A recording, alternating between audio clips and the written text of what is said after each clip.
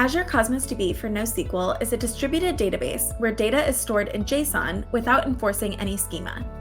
This has several key implications on how data is read. There are two ways to read data in the API for NoSQL: point reads and SQL queries. A point read is a key value lookup that returns a single item given its ID and partition key value.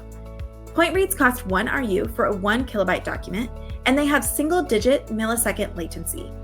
Alternatively, you can read multiple items as well as issue requests with various clauses and filters using SQL queries.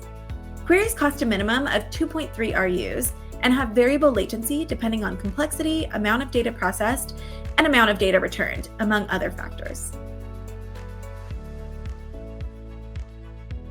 As a distributed database, the partition key determines how data in a container is stored across physical machines. Providing a partition key value when querying data allows your request to be routed to a certain subset of physical machines. Queries that don't specify a partition key will be fanned out and executed on all physical partitions, which increases cost and latency. In addition to the choice of partition key, the JSON data model itself also affects queries. All JSON data types are supported, and because there's no schema enforcement, the same expression could yield different types for different items. Data model choices, such as explicitly setting a property to null versus leaving it out and having it be undefined, affect how items are queried.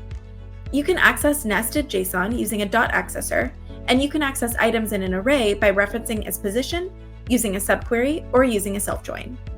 Joins are always scoped to an item in Azure Cosmos DB and cannot be performed across multiple items or across containers. Every query consists of a select clause and other optional clauses such as from and where.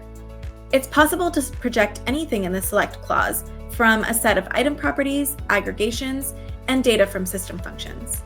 SQL queries are a powerful way to read data in Azure Cosmos DB for NoSQL. To get started, check out aka.ms/NoSQL-query-get-started.